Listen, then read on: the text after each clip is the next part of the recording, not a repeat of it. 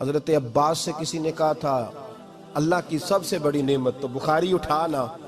فرمانے لگے محمد نعمت اللہ، بخاری ہے بخاری، فرمایا محمد اللہ کی سب سے بڑی نعمت ہے، صلی اللہ،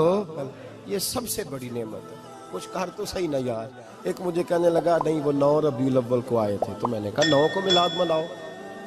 کوئی مسئلہ نہیں، 9 کو میلاد مناؤ، کوئی مسئلہ ہی نہیں، ہم تو سارا سال مناتے ہیں، بس 9 کو مناؤ نا بھائی۔ کون کہتا ہے عید نہیں ہم کہتے؟ میں نے کہا چلو جشن میلاد کہہ لیا کرو، میلاد ہی کہہ لو، یہ کہہ لو، تم نے خوشی منانی ہے تو محفل میلاد کہہ لو، نہ عید کہو، عیدیں 2 ہی ہیں۔ میں نے کہا نہیں وہ بھی تیری غلطی ہے، میرے نبی نے کہا ہر جمعہ میری امت کی عید ہے۔ اور قرآن پاک پڑھ، حضرت عیسیٰ کہتے تھے یا اللہ جب تم منو سلوہ نازل کرے گا وہ دن ہمارے لیے عید کا دن ہوگا۔ اور سیاستہ پڑھ، حضرت عمر کہا کرتے تھے جس دن دین مکمل ہوا یوم اکملت، جس دن دین مکمل ہوا یوم اکملت لکم، یہ آیتیں نازل ہوئی تو فرمایا وہ دن ہمارے لیے عید کا دن تھا۔ یہودی ہمیں کہتے تھے یہ آیتیں ہم پہ آتی تو ہم عید مناتے، یہ بھی تیری غلطی ہے کہ عیدیں 2 ہی ہیں۔ رب جب بھی کسی کو دید کرائے وہ عید کا ہی دن ہوتا ہے، وہ عید کا ہی دن ہوتا ہے بھائی۔ ہمارے لیے سب سے بڑی عید یہ ہے، اس لیے کہ باقی عیدیں اسی عید کا صدقہ ہے، صلی اللہ۔ تو وہ بعض اوقات لوگ پھر مثال دیتے ہیں جی آپ اقبال ڈے بناتے ہیں، قائد اعظم ڈے بناتے ہیں، اپنے بچوں کے برتھ ڈے مناتے ہیں، تو نبی کا برتھ ڈے مناتے ہوئے آپ کو تکلیف ہوتی ہے؟ نہیں جناب، ایسا نہیں ہے۔ رسول اللہ صلی اللہ علیہ وآلہ وسلم چونکہ ایک ریلیجس پرسنالٹی ہیں، آپ کے ساتھ کوئی ایسا عقیدہ منسوب نہیں کیا جائے گا جو آپ کی اجازت کے بغیر ہو رہا ہوگا، کیونکہ وہ پھر وہ دین بن جائے گا۔ ڈاکٹر اقبال یا محمد علی جناح یا اور پرسنالٹیز، ان کو ہم اپنے پولیٹیکل لیڈرز کے طور پر لے رہے ہوتے ہیں، مذہبی پیشوا کے طور پہ تو نہیں لے رہے ہوتے۔ تو نبی الاسلام کی پرسنالٹی تو ایک سینسٹیو ایشو ہے نا کہ ہم ان کے ساتھ کوئی چیز ریلیٹ کریں، اور پھر اگر آپ علیہ السلام کے ساتھ کوئی چیز ایسی ریلیٹ کر رہی ہے تو سب سے زیادہ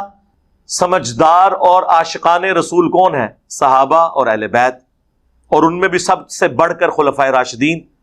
جن کے بارے میں جامعہ ترمذی میں، سنن ابی داؤد میں حدیث موجود ہے، میرے بعد تم دین میں نئی نئی بدعتیں دیکھو گے، ان سے بچنا۔ علیکم بسنتی و سنت الخلفاء الراشدین المہدیین، تم پر میری سنت اور میرے خلفائے راشدین ہدایت یافتہ کی سنت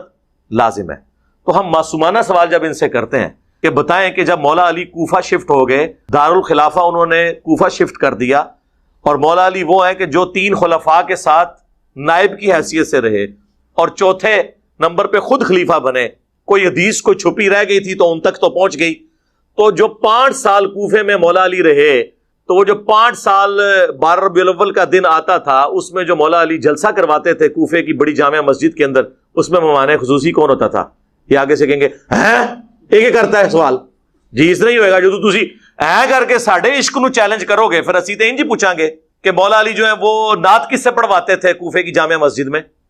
تو آپ کو چہرہ لٹکا کے کہ جی اس زمانے سے کچھ نہیں سی ہوتا۔ تو جو کام اس زمانے میں نہیں ہوتا تھا وہ آپ شروع کر کے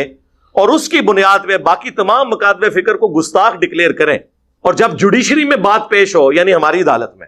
تو کہیں کہ نہیں جی ہم تو اس سے مستحب سمجھتے ہیں، اگر کوئی نہیں کرتا ہم اسے کوئی گستاخ نہیں کہتے، تو سر پھر آپ یہ